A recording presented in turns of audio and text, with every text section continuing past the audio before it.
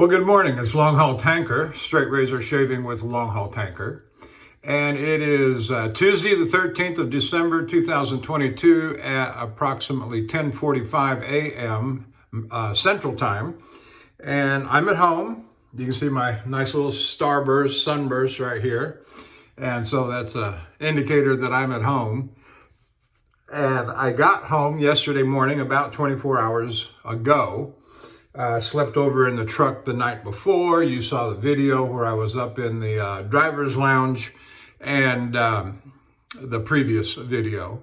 And so I'm home and it's got about 36 hours worth of growth. And I have a dentist appointment this morning and we're getting a tooth extracted. And so that's going to be fun. I've had several teeth extracted, and so I have a real good idea about what I'm in for. I've been going to this dentist now for about 3 years since we moved to this house, and we found us, I've been going to the same medical doctor for over 20 years, and so we didn't change him. He's over on the far west, southwest side of Houston. But moving up here, we have found new dentists and other specialty practitioners. Different things, you know, you got to go have every 5 years, you got to do this, every 4 years, you got to do that. Every year I got to go to, so anyway, all that stuff. And so we found them closer to the house here. All right, let's go over the equipment for this morning. We're using, for the razor this morning, we're using the C-MON hand-forged 5/8 American made. It's just a wonderful razor with a beautiful, is that up right side up? No, it's not. Wonderful razor, beautiful, beautiful scales. It's got the bolsters. It's got the inlay on the scales. It's just a beautiful, beautiful razor. It was honed up and finished on an Arkansas hard black. And I'm going to have a few comments about that. For the soap this morning, we're using Zingari the Rambler. And on the front, right below there, it says tobacco, vanilla, and red fruit. And it's got a pleasant scent to it. It doesn't make me feel like I'm out in the middle of the West Texas desert. No, but that's all right. Marketing is marketing, right? All right. And then for the brush this morning, we're using the Artist Shaving 24 millimeter premium silver tip badger set in nickel. And so let that continue to soak, warm up that. No, I'll do that later.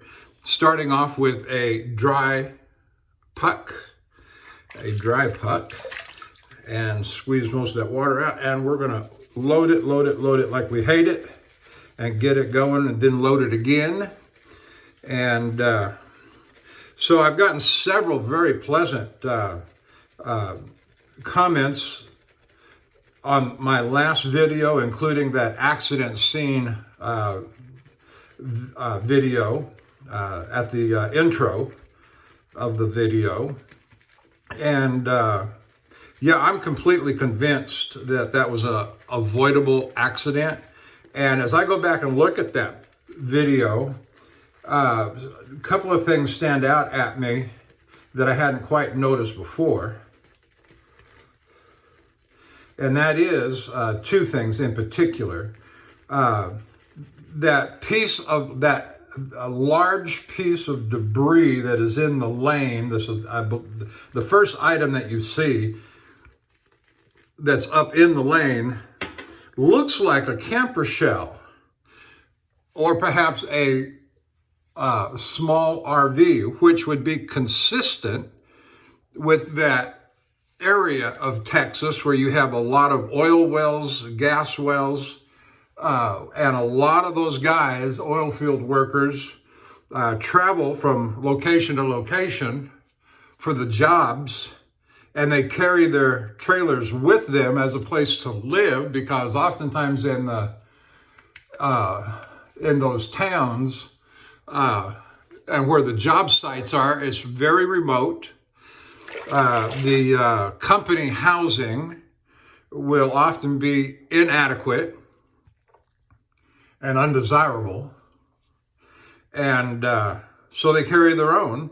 And so, anywhere from a full-size fifth-wheel RV to just a little camper trailer is what they carry. And that doesn't look like a very big piece. It looks larger. It looks about the size of a camper shell that would sit on the back of a pickup truck. And so there's that. And the other thing that I noticed is that, hang on now a second here, get some water on my hands. The other thing I noticed is that the pickup truck that was completely demolished and destroyed, just to the left of it, now remember it was the right-hand side of that truck that was so obliterated, and just to the left of that pickup truck, it looks like there's another pickup truck sitting beside it on the left, because you see the right-hand door. And so there's another truck sitting there, and I don't know what it was doing, whether it was rendering aid or was involved in the accident in some way or another, but there he was.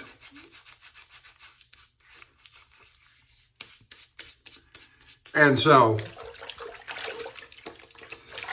it's amazing, it's amazing to me how quickly he would have gotten into place, because I saw the debris field. I saw the plume of smoke, dust, whatever it was. Like I said, I don't believe it was an explosion,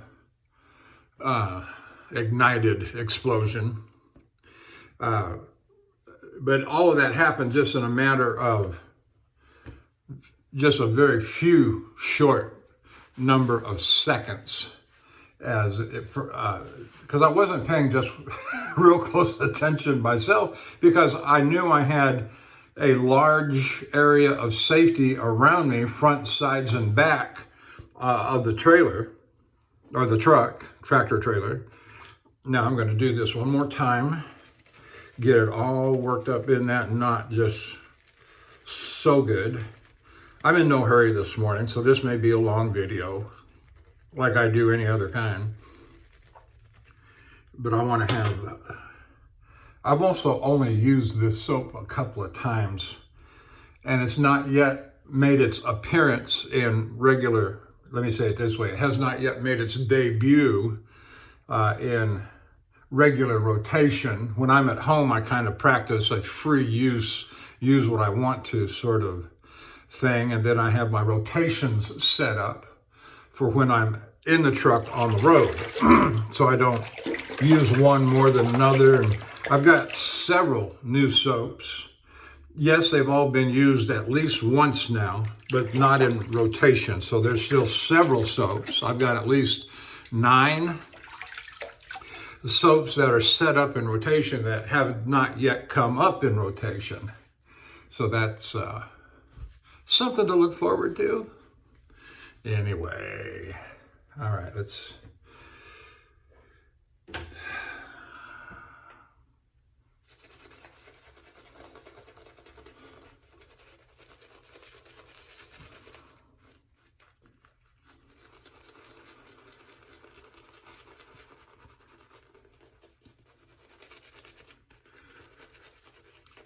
Yep, I like that C-MON. I've used it many times now.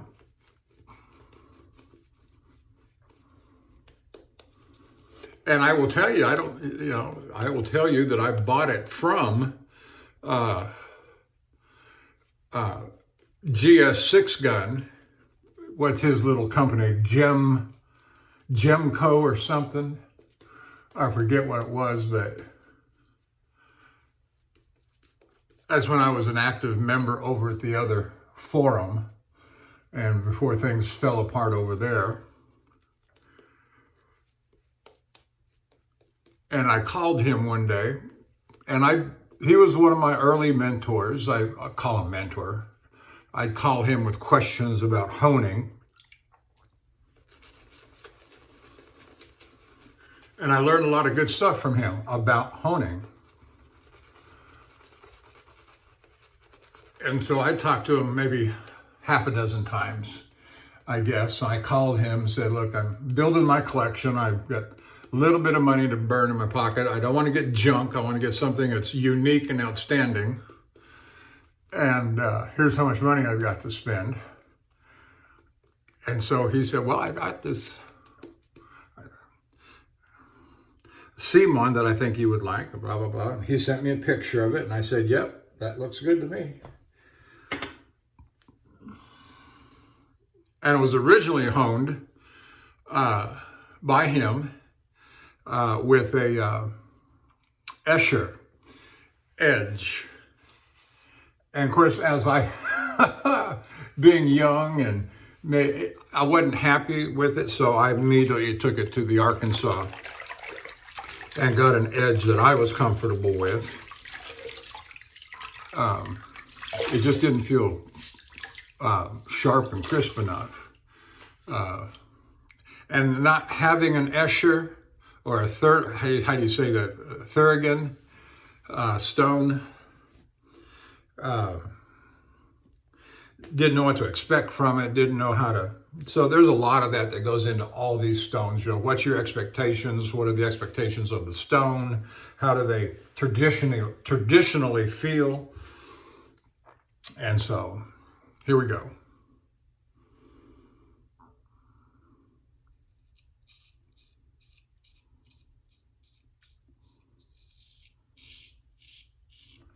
So I've got my dentist appointment at 1 o'clock today.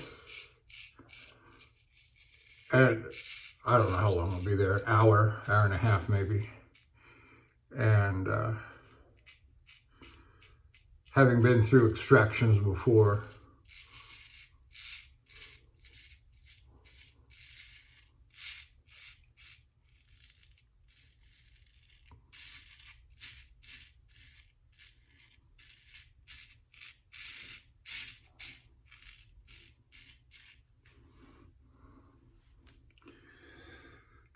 I know what to expect. And I both, so anyway, there's that. So I get that, I'll take care of it. But here's another interesting little thing that happened yesterday. That yesterday morning, not long after I got home, I get a call from dispatch wanting me to go back out.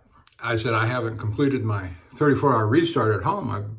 I'm still a day and a half at home. He said, yeah, I know, but we got this load going to Oregon, Portland, and we know you like going to Portland. I said, well, okay, tell me about the load. And, well, it was supposed to be there Friday. And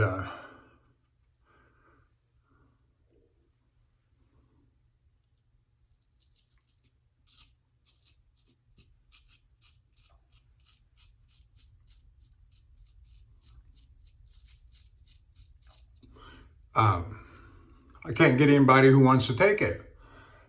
And we know you like going up there and not afraid of the winter driving. He said, do be advised that there's a major winter storm blowing through the Northwest, which I didn't know at the time.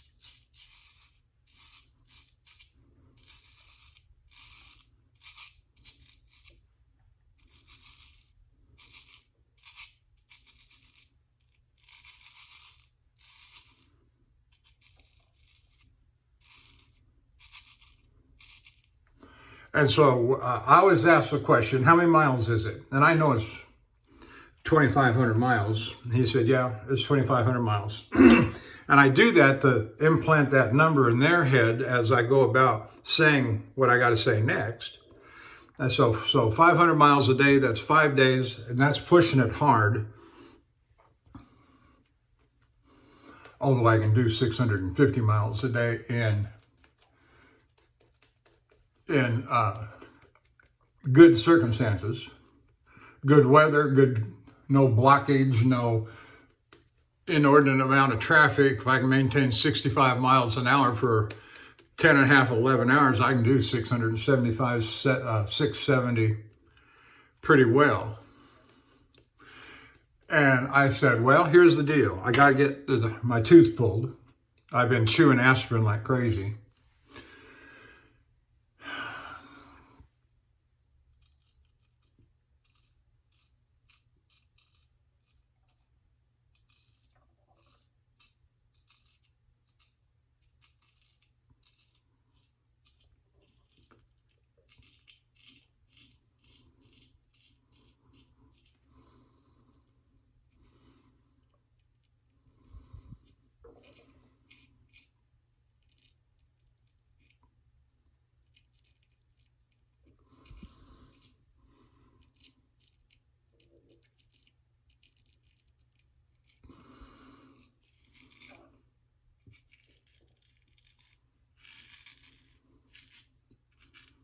So I said to the dispatch manager, I said, all right, here's the deal. I get my tooth pulled on Tuesday, and I usually need 36 to 48 hours for it to get calmed down enough that I can drive comfortably, reasonably comfortably. I still got to take what the dentists are prescribing now is 800 milligrams of Tylenol. And nothing stronger, so I can do that and drive legally.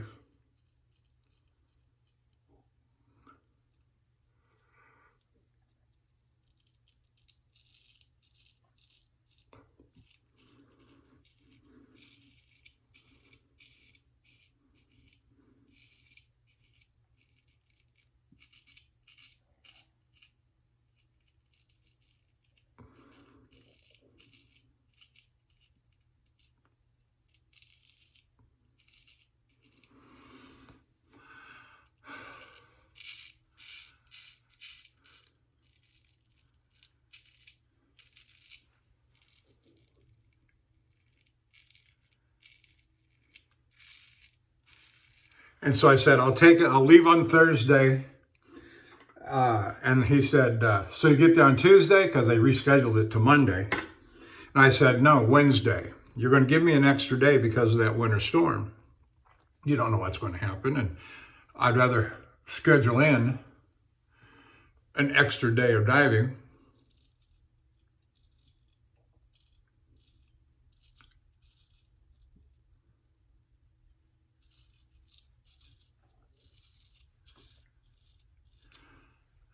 And he said, well, I'm going to see if I can get somebody else to take it. I said, all right. If you can't find anybody, those are my... And I was polite. We were kind of kidding around with each other. So it was nothing, unpleasant. And I said, but those are my terms. If you want me to take it, I'll take it. But you're going to schedule it for a Wednesday delivery.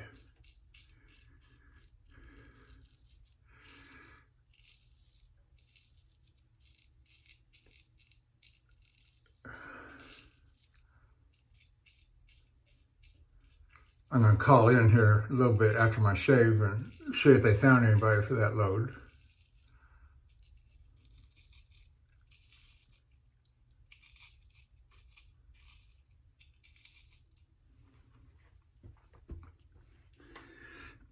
And I did, after that conversation, I looked up the storm and, yep, it's a raging thing, all right. I understand that. In fact, I looked at Cheyenne, Wyoming, and it's scheduled on the weather forecast.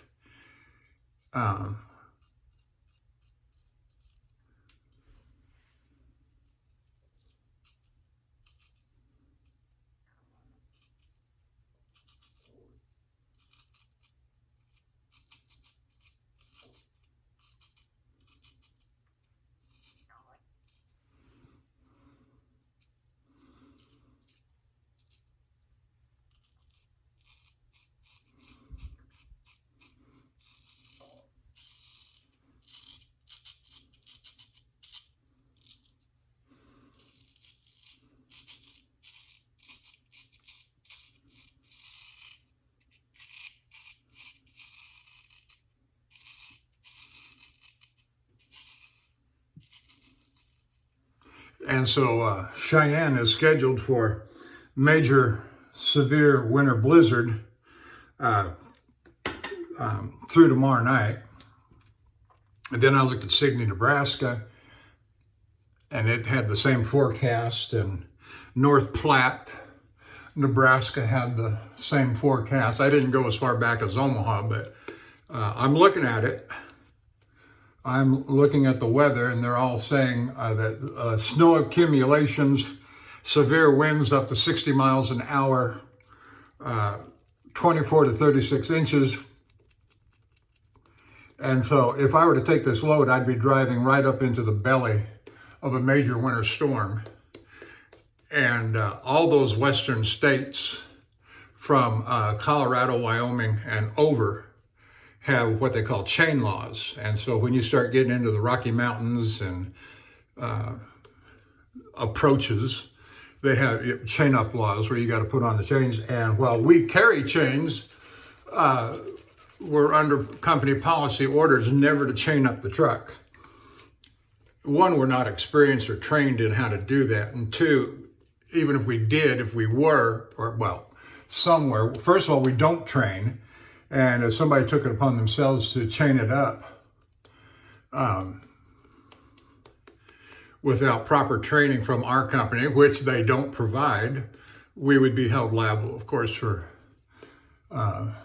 any damage incurred upon the truck because of improper chaining.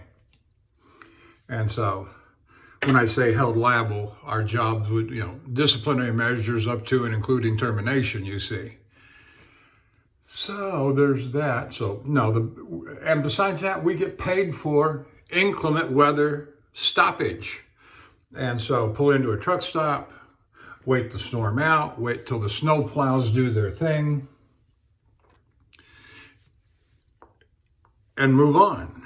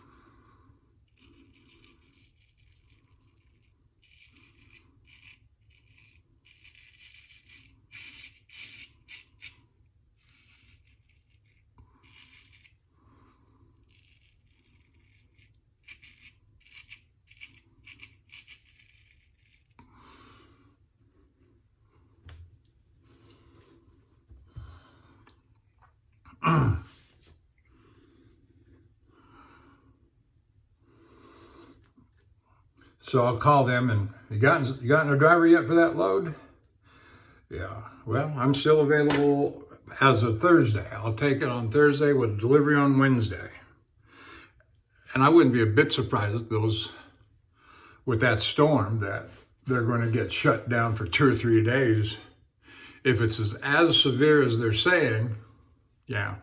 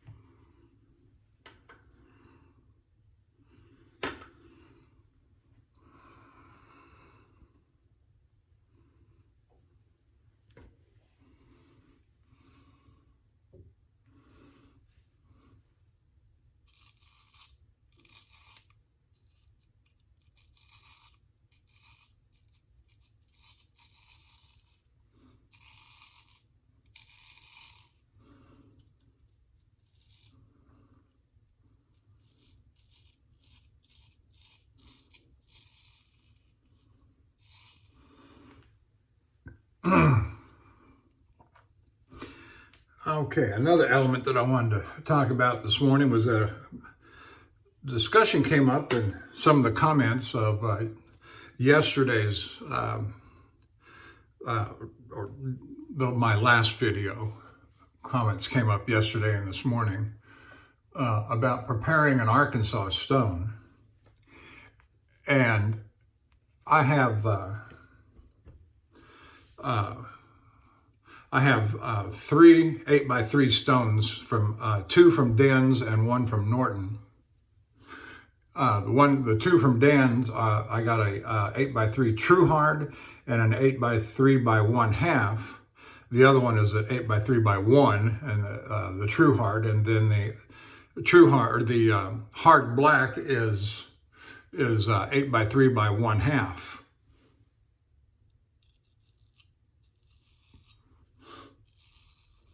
And then I got a translucent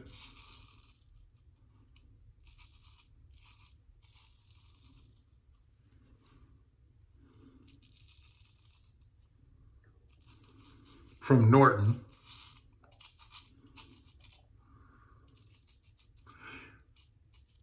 And all three of them are just beautiful stones, and they are what you would expect them to be, being an Arkansas stone, Navacolite, 100% pure grade Navacolite.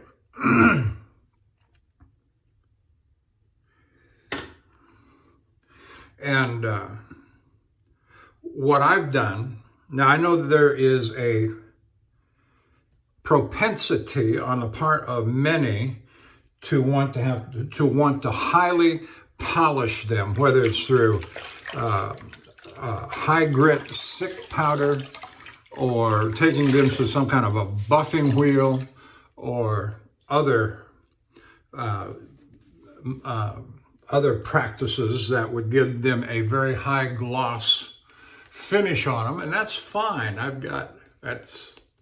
I've seen many a stone, and there's a lot of different philosophies and reasons behind doing different things. Whether you want it slow, whether you want it fast and aggressive, and so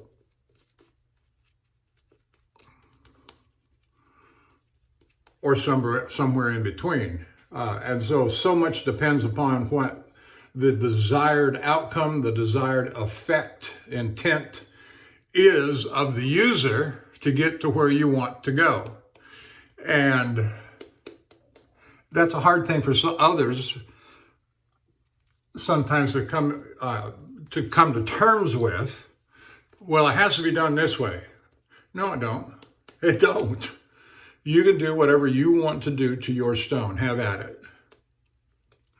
And so now what I have done, this is personal experience only, and it's worth trying, it's worth recommending. I've received, when I first started doing this, not that I thought I was reinventing the wheel or doing something unheard of before, but just learning different things from different people. I had read about people taking butcher knives or meat cleavers as a big piece of steel and just start working the stone and working it up into whatever degree but they were usually advocating for a high polish. And I've never particularly advocated for a high polish. And frankly, I just didn't want to put that much work into it, that sweat equity into the stone. And what I noticed was, as I would feel the stone, is that there were like little gritty high points all across the stone. Gritty high points. And well, that feels a little rough. Do I want to take my razor onto that? That feels just a little rough. And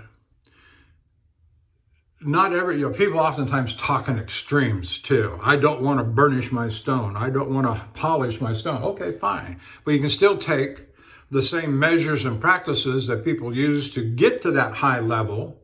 I don't know about a buffer wheel, but some practices, and just go a little bit instead of a long ways. So there's all different degrees of what you can do in the middle of all of that.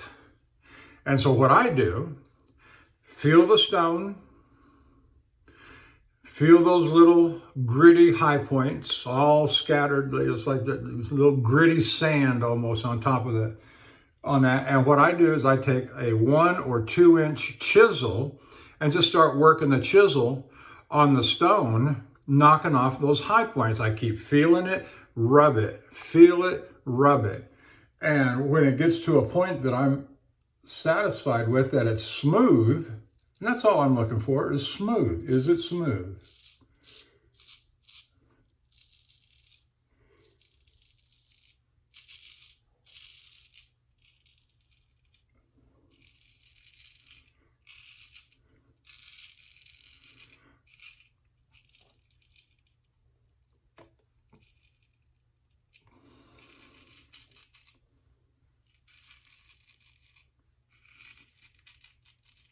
As I say, that's what I'm looking for. And so I keep working it, and when I feel satisfied enough that those high points are knocked down, and something else it does that kind of gives me a little indicator is, as I'm doing that with the chisel, it's letting off a chalky feeling on the surface of the stone, a chalky feeling. And that tells me I'm doing what I need or want to do. And that's enough.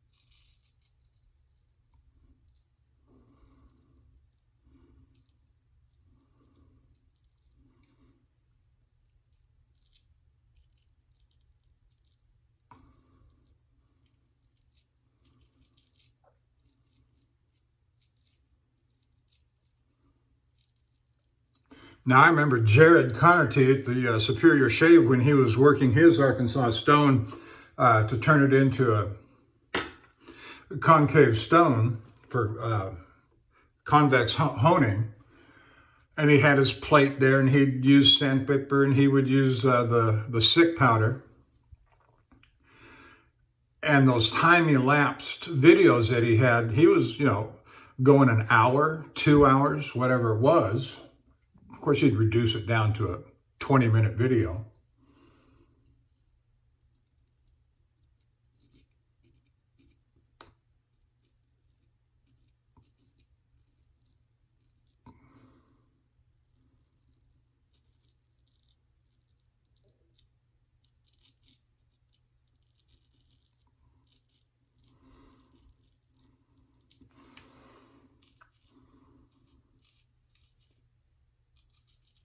I remember thinking to myself then, there's no way I want to put that much time and exhaustion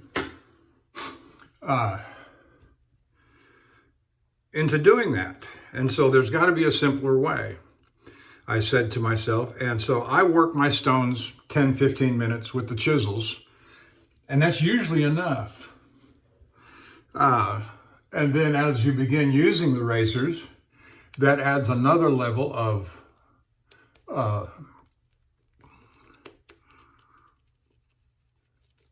usage that knocks the high points off. It's just inevitable with even with light pressure, you've got it smooth enough, and all that's doing is polishing the stone. So I've been to Dan's Whetstone. I've seen their operation. I have seen their lapping machines, and they do an excellent job in getting to as true a flat as possible. And they use the sick powder. They got this dispenser hanging over the machine, and I don't know what triggers it to release a certain amount of, or at least I don't remember.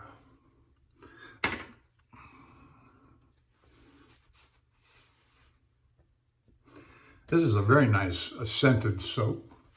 It's a nice lathering soap. Very pleased with what I'm getting from it.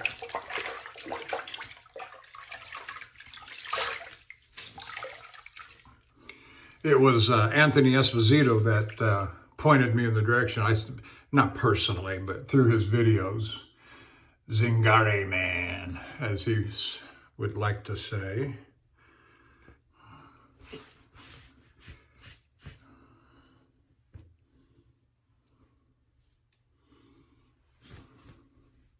So that's really all I wanted to say about Arkansas stones.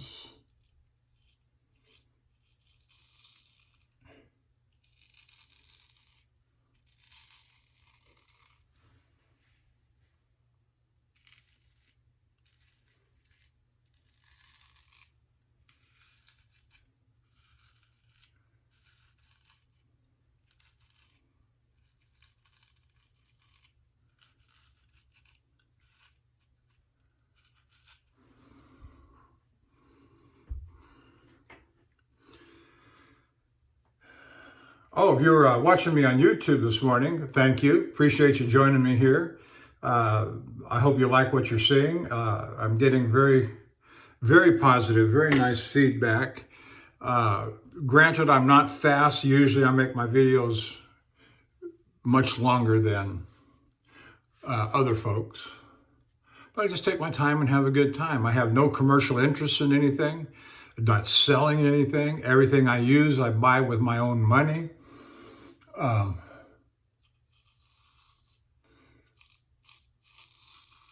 going to talk about the things that interest me, not only in general,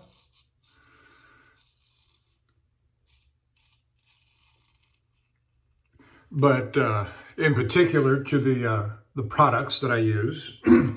I'm generally not that keen on talking about scent notes and all the blah blah stuff that goes with it. It either smells good or it doesn't smell good. It either works up into a good lather or it doesn't work up into a good lather. And I'm going to kind of tell you what I think about that.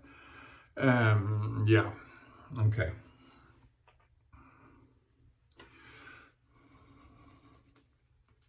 And this one's doing a good job. I like the scent of it. I can smell the tobacco. I can smell the amber in it. Or vanilla rather. And I don't know what red fruit smells like, so I can't comment on that. But it's not as dark and heavy as I would think other tobacco scents would be.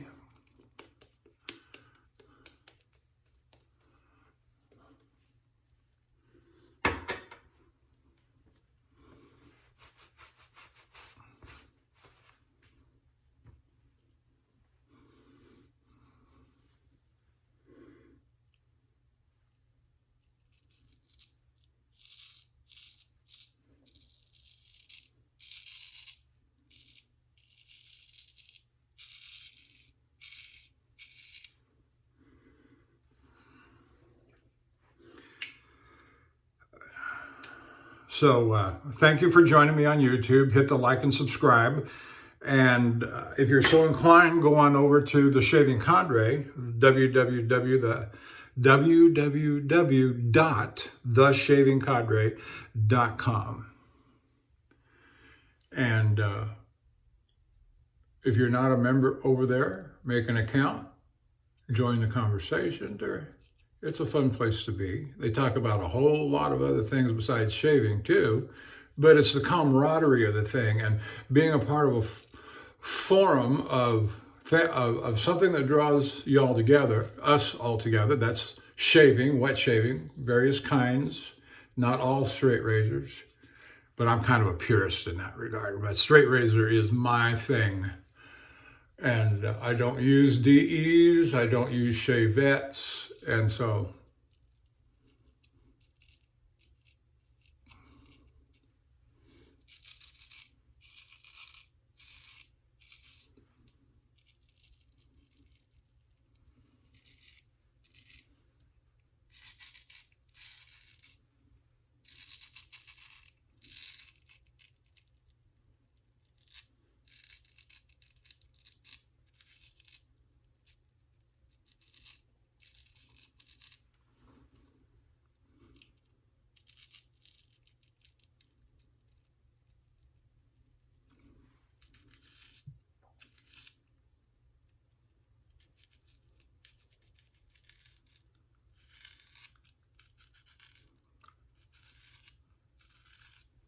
and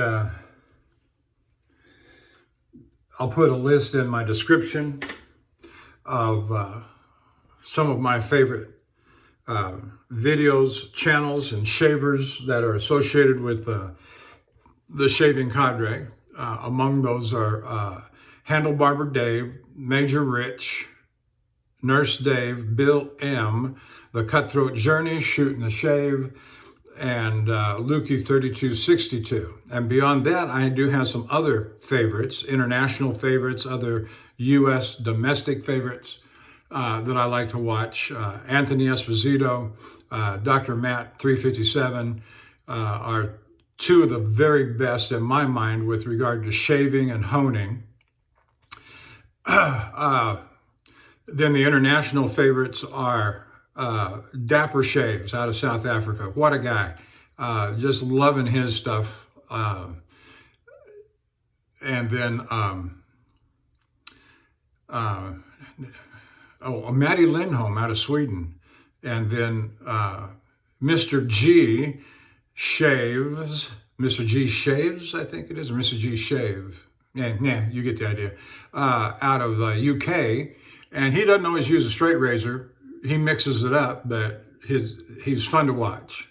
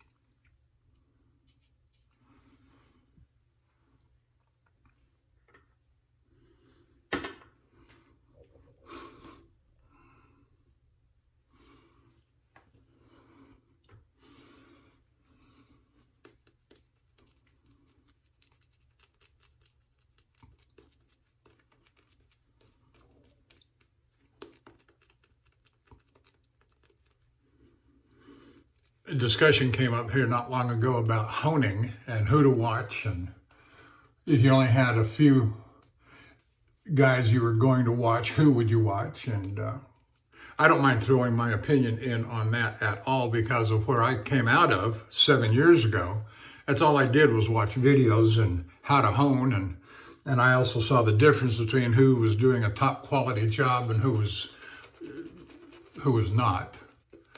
And so, in my opinion, and again, this is just my opinion, and that's just my opinion. And those that have been enormously influential on me, first and foremost was Dr. Matt 357 and Lynn Abrams and GS6 Gun. He's got a handful of, GS6 Gun has a handful of videos on YouTube.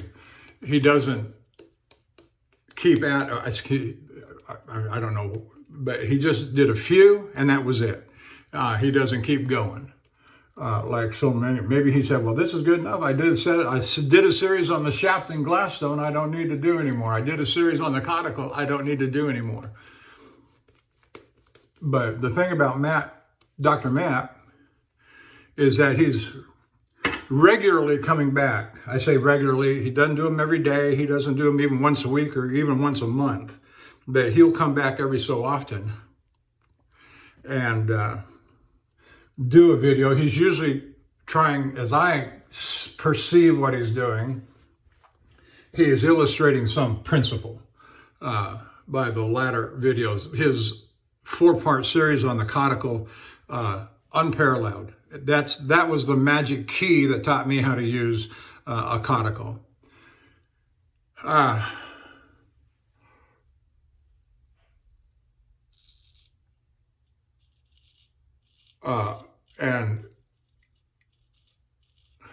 Now, I didn't come across this next guy until a little bit later, several years later, in fact, and that's Keith Johnson. Keith V, as in Victor, Keith V. Johnson.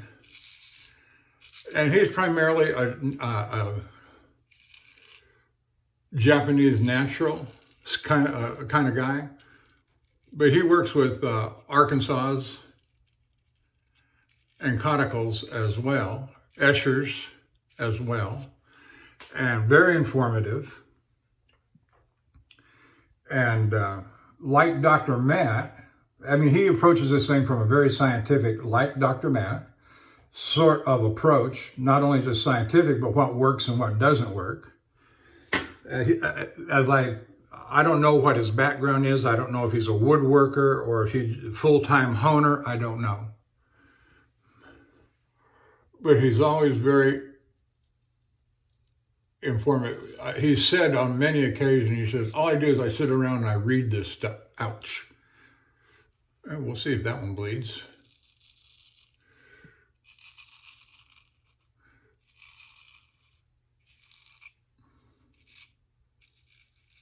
But he's always talking about the geology reports that he reads.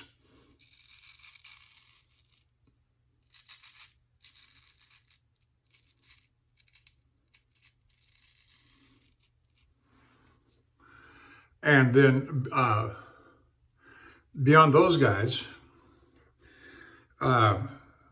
Handlebarber Dave and Matt, or that is to say, Lukey 3262 from the Shaving Cadre, those two guys do excellent jobs as well. Yeah, got a little bit there. Not as bad as I thought. That's a good thing.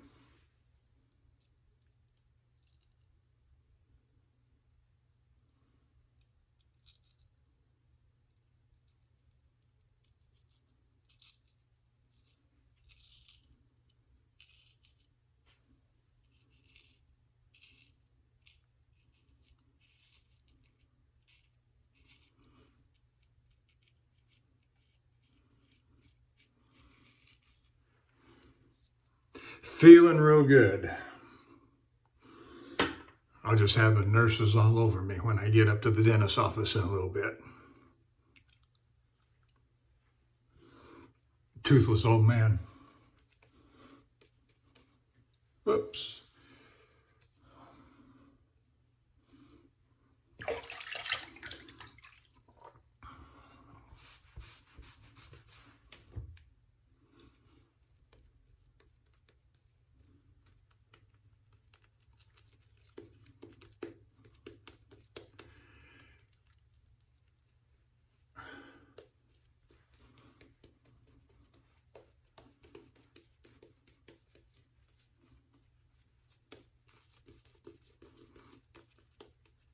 So I'm getting ready for my against the grain pass, and I'm going to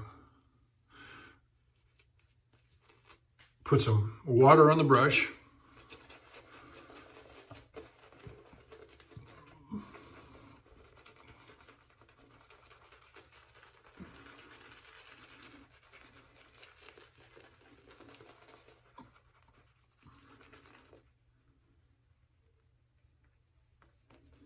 And so then for me, a lather, this is what a lather should be doing, is that holding enough lather in the brush so that by the time you get to the third pass, you have plenty to go. You can put it into the water and load it out, hydrate the lather, and it continues to build. That's what I'm looking for. On the bottom side there, you see how it's rolling it out. It's rolling it out. And then you just spread it out. I saw a bristle, I thought. I bet I could even go for another shot of water. Because you got a whole bunch of lather that's built up into the core of the brush. A whole bunch of soap, what did I say? A whole bunch of soap that has built up in the core of the brush and starting to dry out in there. And so it needs the water to release, along with the agitation. See, look at that.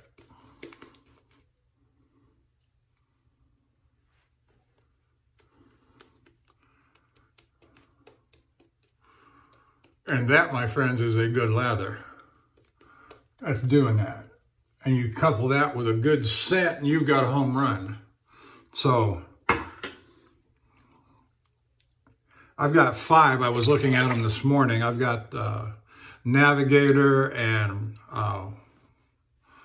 the Oceanic Aquatic Dirty Water scent. Anyway, I'm not going to go dig it up. And then I got the Merchant, I got the Barbershop scent, and this one, and then the one I can't remember. It's got a picture of a lighthouse. Or is that the Navigator? Anyway, you can look it up and you see which one I'm talking about. Now, I don't remember. I've used each of them now. This is maybe the second time. This may be the third time for this one, but it's a great soap.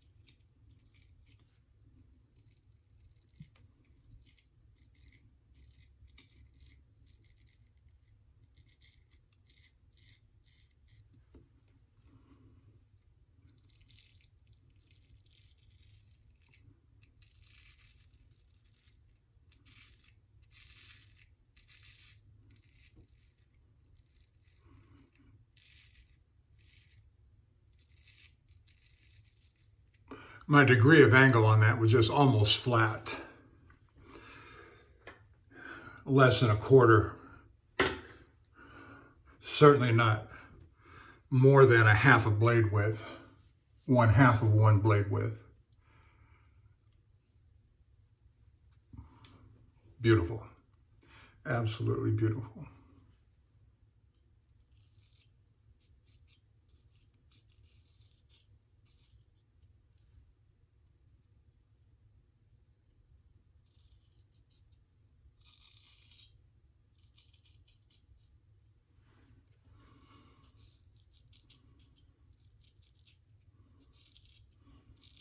Now my hair underneath my chin here goes from left and center to the right. And so when I do this, I'm giving it a leftward bias on the stroke, trying to get it as smooth as possible.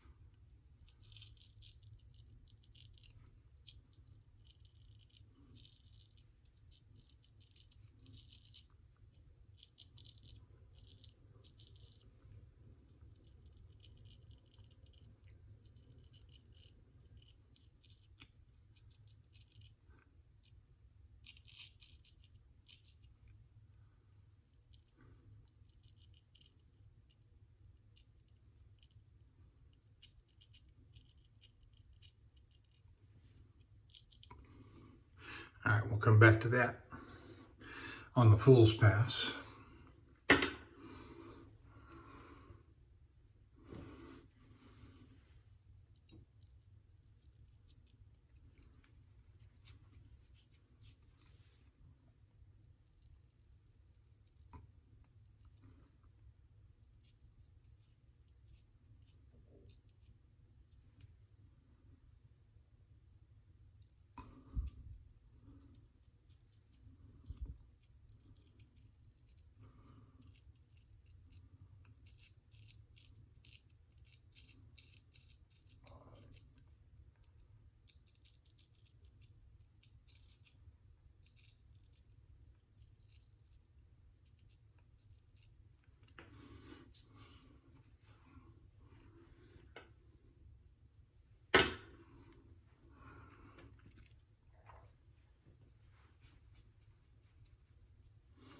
Oh, I remember the last thing I wanted to talk about. I say last. I made me a little mental list in my head as I was preparing. My wife was busy while I was away. She'd making sausage. She went, one of the local grocery stores here had a sale on pork butt.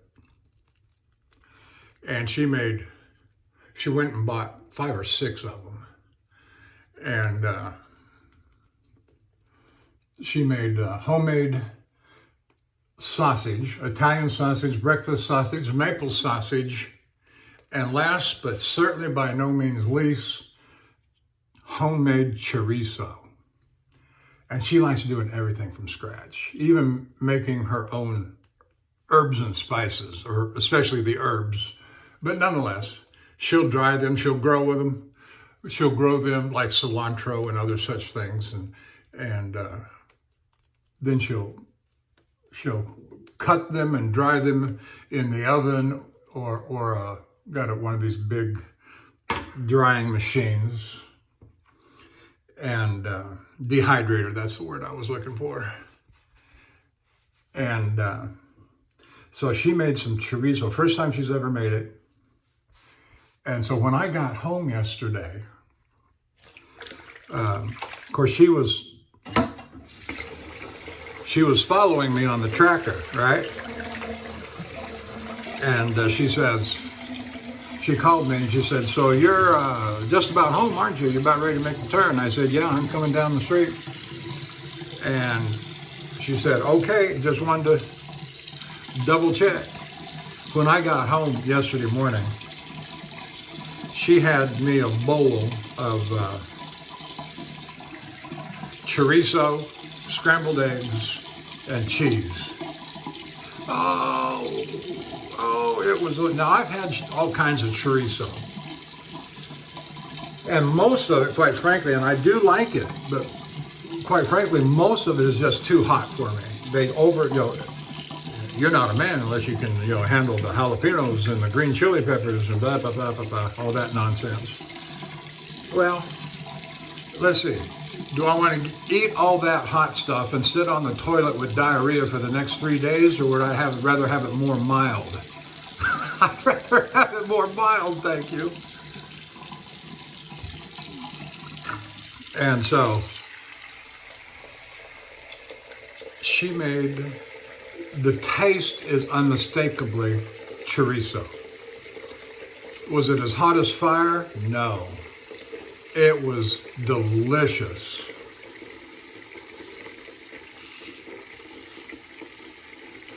And I got up this morning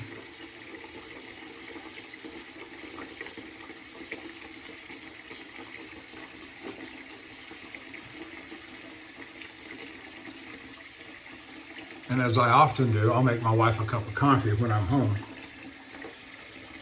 And so I brought her the cup of coffee and I said, honey, I said, I'd sure like to have another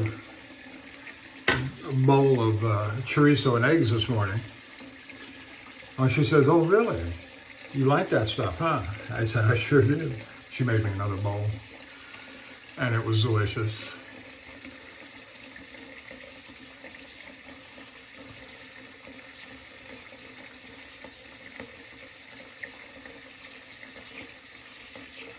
And somewhere right along in here, I will drop in a picture. I took a picture of the breakfast bowl this morning. And you can see what I had for breakfast this morning.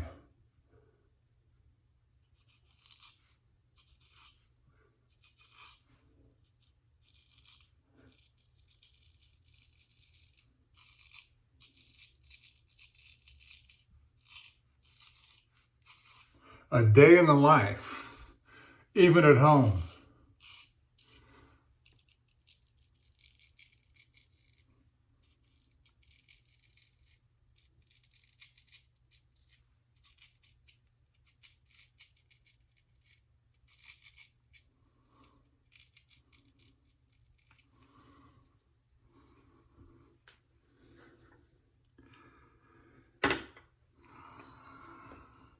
And of course, my wife also makes all my truck food too. She cooks everything up here at home. She puts it in little containers and I'm able to put it in the refrigerator in the truck.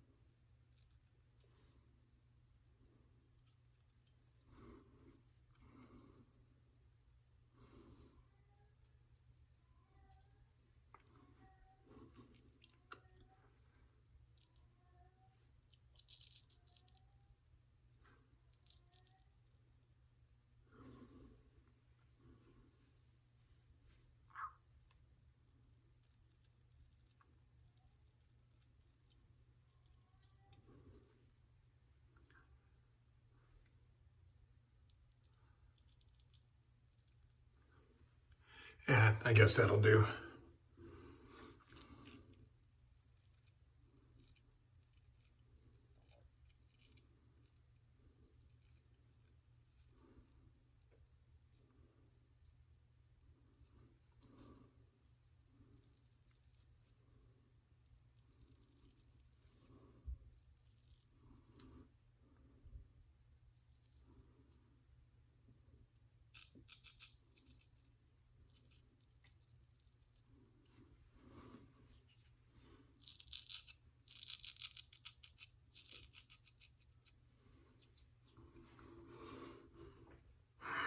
Okay, we're getting close here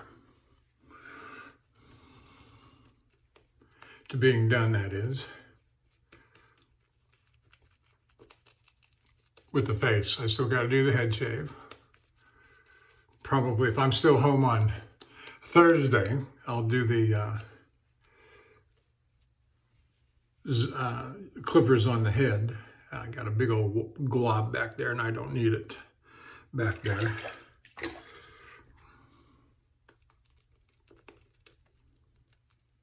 There we go.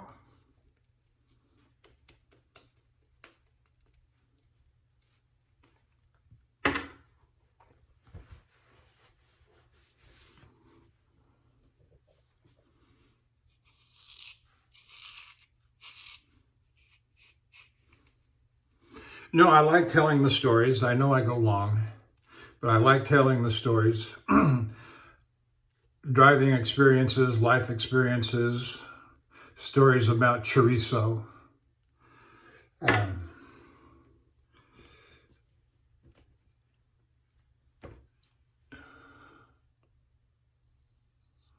Oftentimes when in a person's life, when they're younger, of course, I say of course, it's when you would expect this to happen. And as things don't always go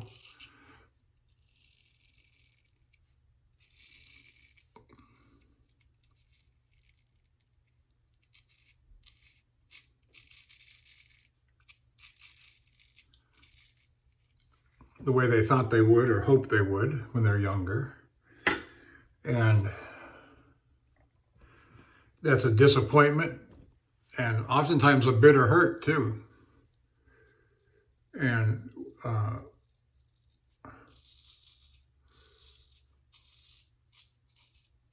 a lot of things can happen that are not, well, I'll just say it this way. This is not a first marriage for either me or my wife.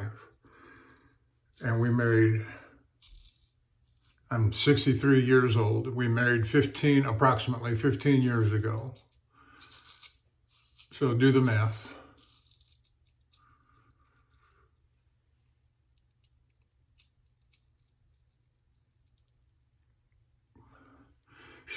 My wife is 5 years my junior. And we're both as happy as pigs in slop.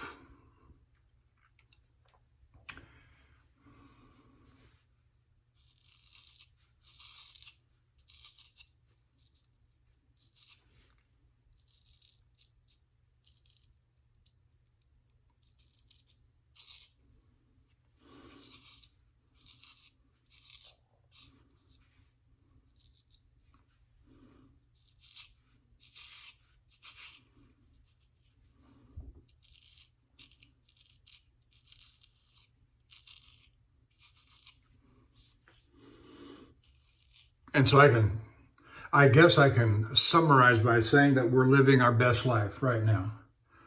And we're not completely secure in where we would like to be at this stage in life, but we're happy. We have our needs and most of our desires met for the present, for the foreseeable future. I say foreseeable for the next, what can I say? 3 months, 6 months, whatever the number is.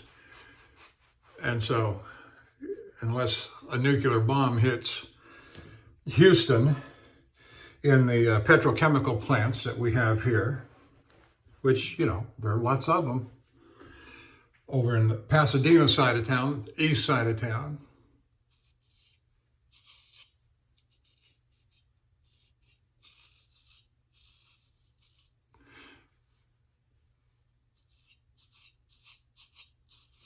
That would make life very difficult, a nuclear bomb going off in Houston.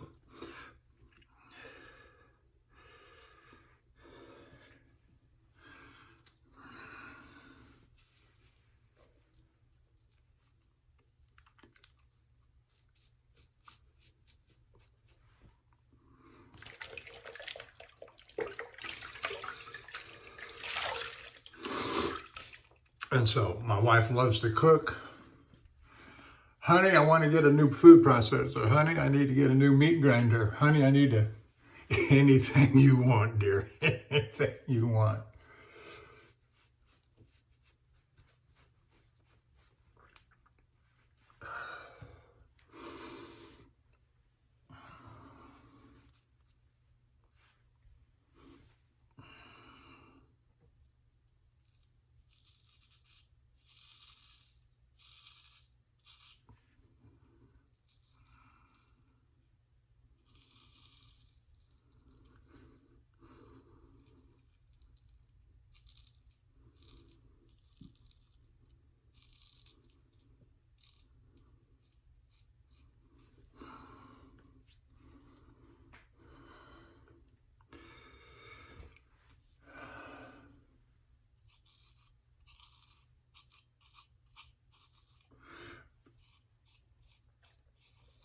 And my own interests are still very simple.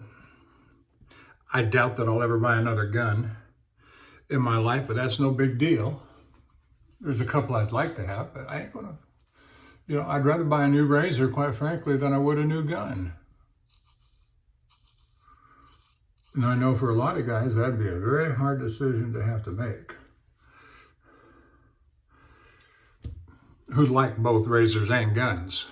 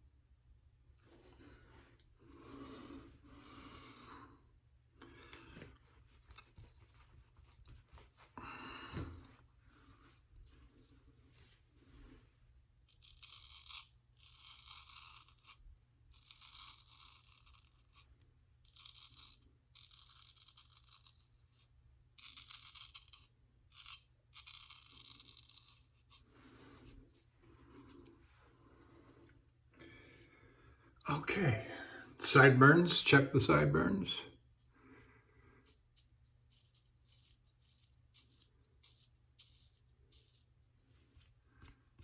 All right, good.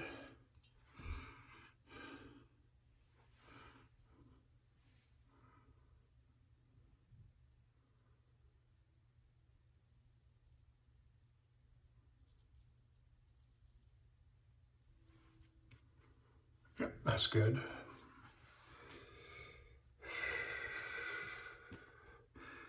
Okay.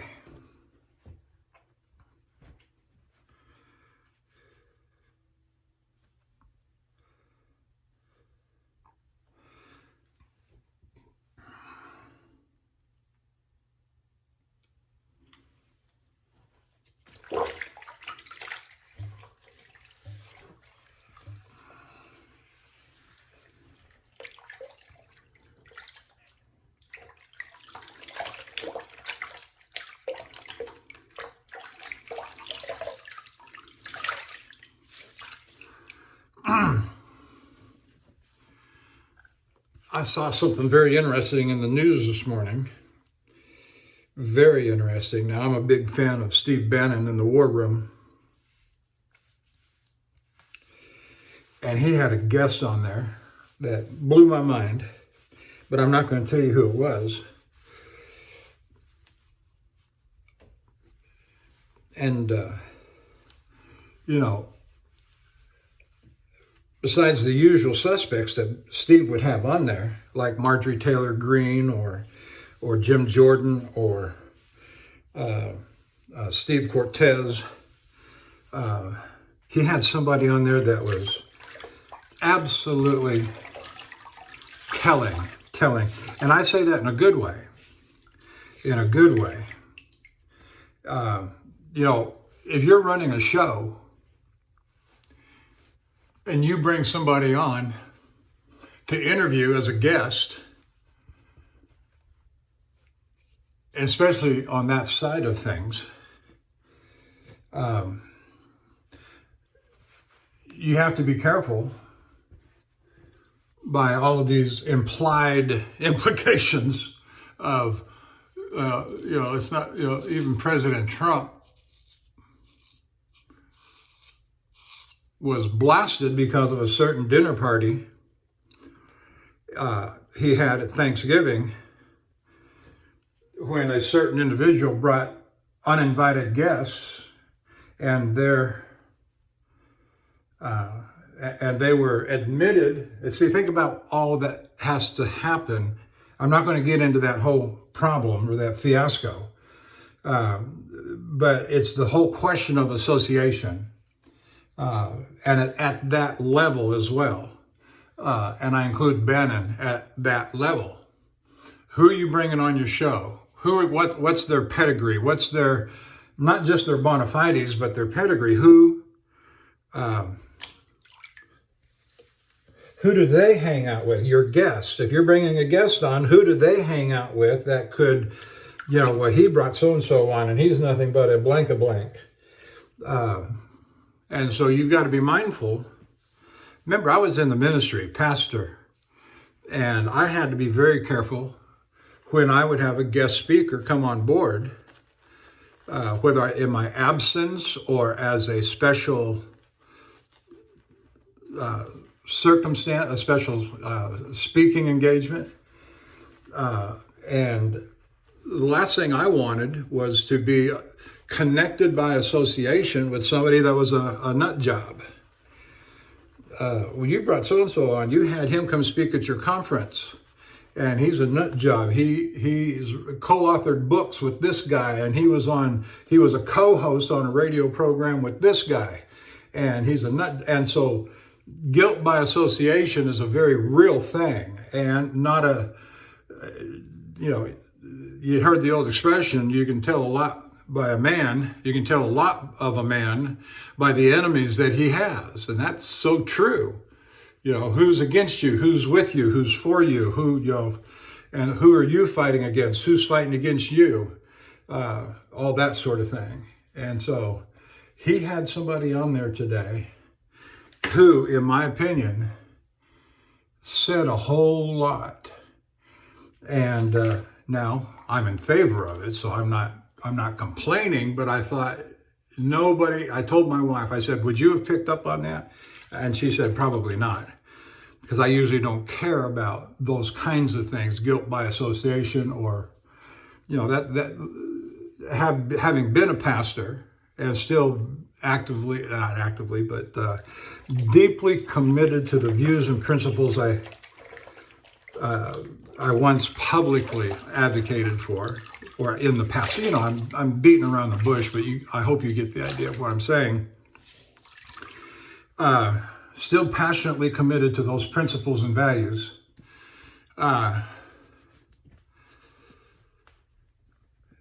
So when you bring somebody on like this guest that he had this morning, I say,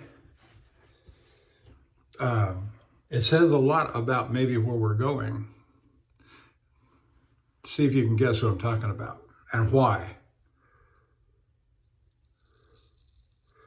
And sometimes those associations run 2 and 3 layers deep. Well, this guy's connected to this guy, who's connected to this guy, who's connected to the big guy, to borrow a phrase.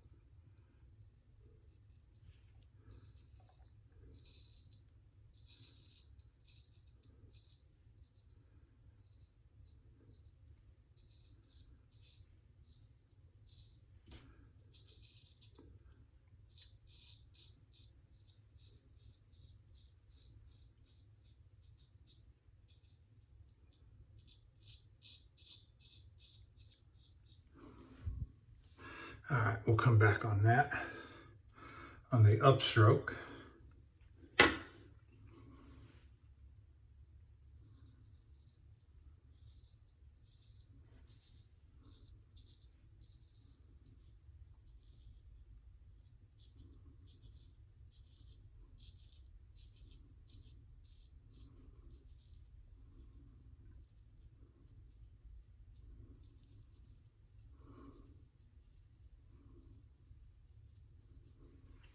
I don't know if you can see that on camera or not.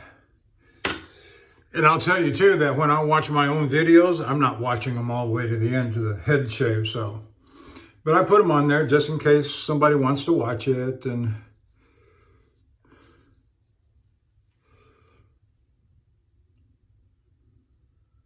I don't, feel especially inclined to stop it after the face shave. Just let it roll.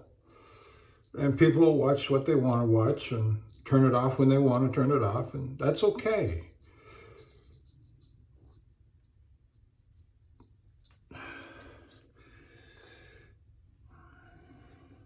And frankly, I don't know how to go any faster, especially on the face shave. I wouldn't know what to change. I wouldn't know what to stop. And I suppose that's one of the disadvantages of not having hands-on training with a mentor. But who does really in what we're doing, other than unless you grew up with a father or grandfather or father-in-law, etc.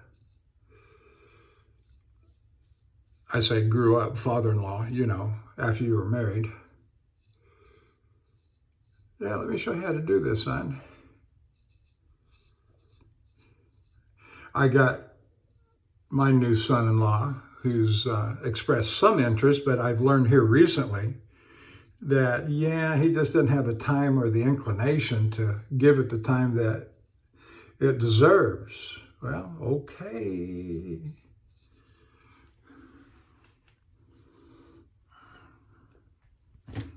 Send me my stuff back. No. There's not anything that I sent him that I cannot easily replace or even care to replace. I sent him a jar. The Clubman soap that comes in the green jar. I sent him one of those jammed with Cella soap. An extra one I had laying around empty. And so, yeah, that made sense. And then a gold dollar. No, it was a Union razor, shoulderless, honed up on an Arkansas.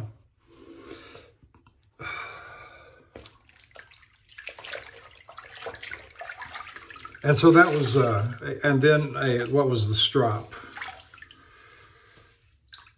Oh, that $25 piece of leather. Genuine leather, raw as can be. It was the very, very, very first strop I bought before I knew what I was doing, and it was a piece of junk. Okay, it was a piece of junk. The next one I bought after that was the Illinois 361, I believe it is, Illinois Strop Company 361. And I've got that in my travel bag. You would think it's strange that in the truck, on the road, traveling, I carry 3 strops with me in my travel bag. And I've got the Illinois 361. I've got the Latigo, red Latigo from Straight Razor Designs. No, Premium Strop Company, that's it. Which I believe is, if I remember somebody saying that was like a secondary name that they worked under. I don't remember right now, but I remember something like that. Anyway, it don't matter.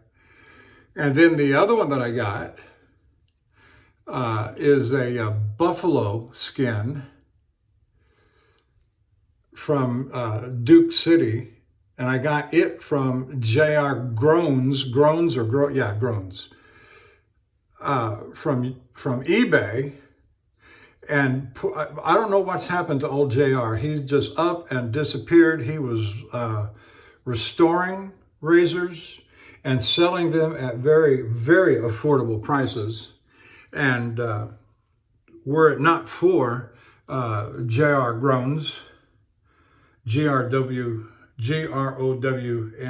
I think, or ES. Anyway, were it not for him, I wouldn't have half the collection that I have. I bought so many razors from him early on. He would clean them up, or, you know, and once he figured out who I was, which back then I was nobody, I wasn't even doing videos. I was just buying and collecting, but he knew I was buying. He wanted my money, fine. And he would sell them at fixed prices most of the time. And that's, I will tell you, he was my inside fix. A lot of the time on buying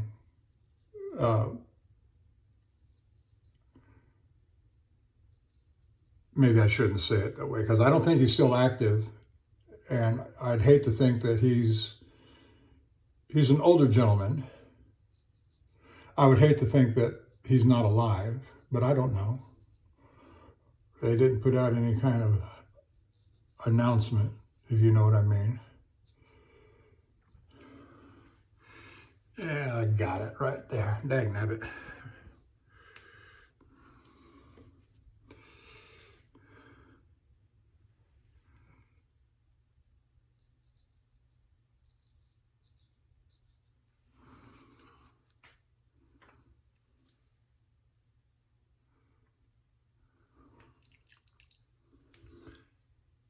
Yeah. It's going to bleed. If it's going to bleed, let it bleed. I'm almost done anyway. I'll catch it with alum. All right, now, let's go this way. And so my the razor I used in the last video, that Taylor Eyewitness in mint condition, I got it from him for less than $100, I will say.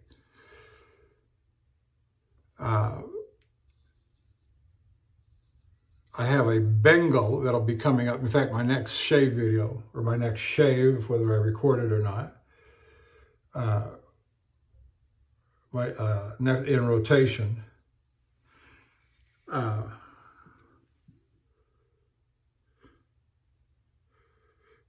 is a Bengal TR Cadman in mint condition. Got it from him. So, you know, I miss old JR. We weren't, you know, buddy and talked on the phone, but I would call him and say, hey, and he was in the Los Angeles area. All right.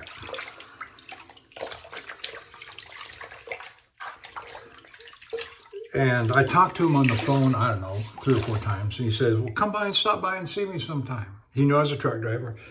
But there was no, he said, I said, do you have a place where I can park a big rig truck, 18-wheeler, tanker, hazmat? He said, well, no, not really.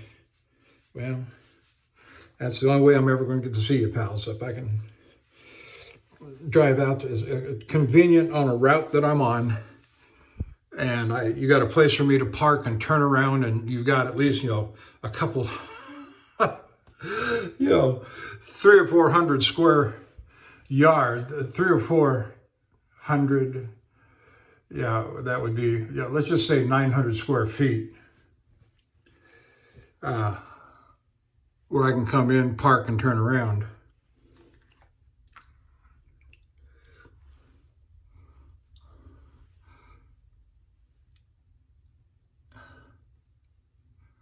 I know this is not really Steptic pencil, but sometimes it might ease the oozing.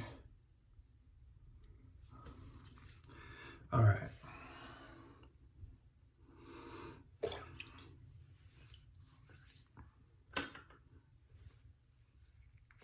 We'll use some cream.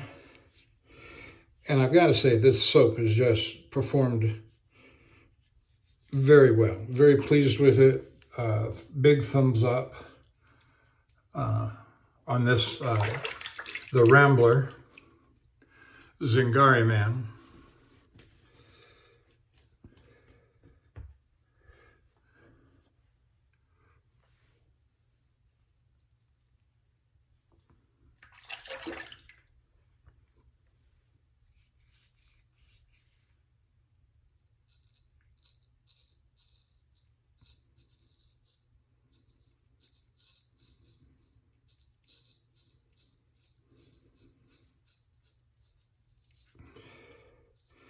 All of my union razors that I'm using on my head,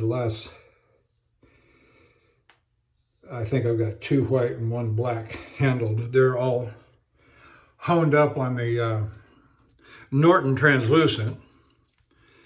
I couldn't remember so many. I mean, is this on the hard black? Is this on a true hard? Is this on a translucent? And I couldn't remember. And so about a month or 2 ago, I shaved up these 3 union razors that I've got for my head shaves on the translucent. That way I could say, definitely, this is the Norton. This is to be distinguished from the Dans that I have.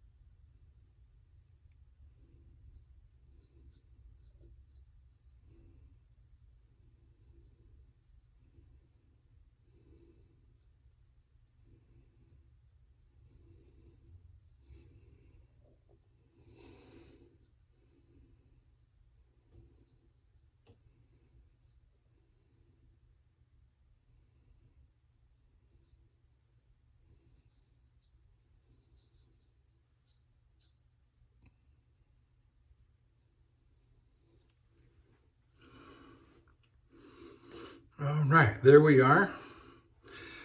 It's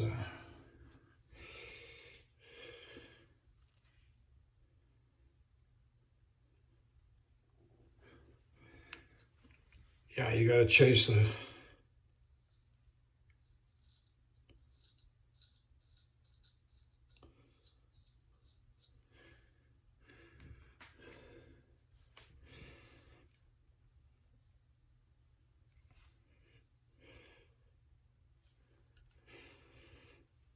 almost done.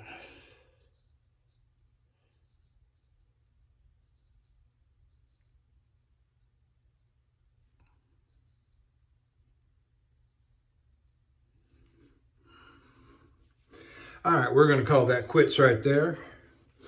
Oh, I'm going to do this off camera, but Thayer's Lavender, Lucky Tiger, and Sweet Rum by Clubman. That's what I'm going to put on afterward. Just slap it on. and get ready for my dentist appointment. So thank you for joining me, and I will see you next time down the road. Thanks for stopping by.